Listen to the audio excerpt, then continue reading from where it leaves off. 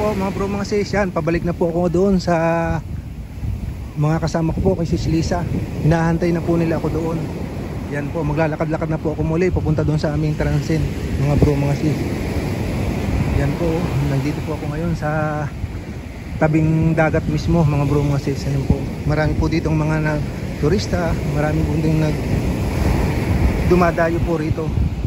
Lalo na nga po ngayon, araw ng Sabado, wala pong pasok, kaya sinasamantala rin po ng mga turista pupunta dito. Ayan po, mga nagpipicture taking po sila. Ayan po mga dito. Ayan, marami po dito. Ayan po sila. Ayan. Ayan po. Papunta na po ako dun sa transit namin. Hinihintay na po ako nila.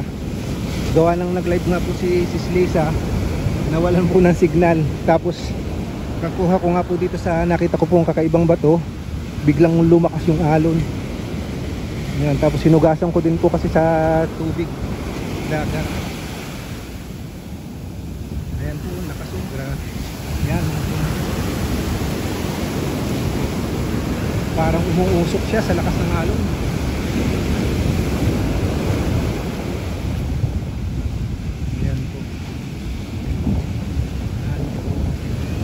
Pupunta na po ako, pabalik na po ako, hinahantay na po nila ako.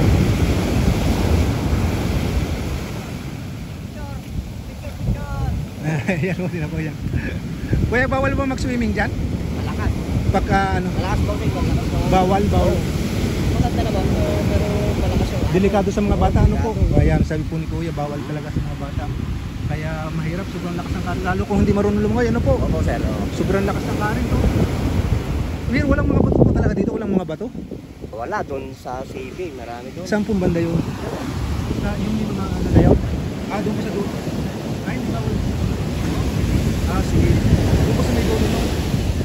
Sige po, mamaya. Sabihin ko po, kakain muna kami. Salamat po kuya. Opo, sir. Thank you.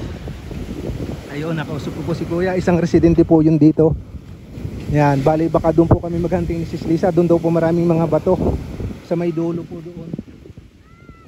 Maghahunting po kami doon pamaya pagkakain po. Bali mga alas 10 na po kasi pasado.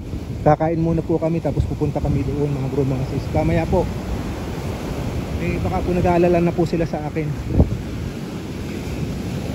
Yan, may nakuha naman po tayo. Isa lang talaga kasi wala, sa parte pong ito halos walang bato. Yan po mga bro mga sis oh. Puro buhangin lang. Ito po siguro napadpad lang po dito ng malakas na alon. Ito napadpad lang po yan. Maganda po ito pag lalo na pag nabasa ng tubig, crystallized na po. Ayan. Pamaya sabi po ni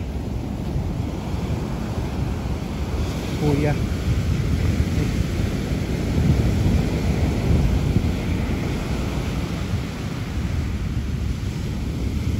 Halos kumotor, grabe na alon.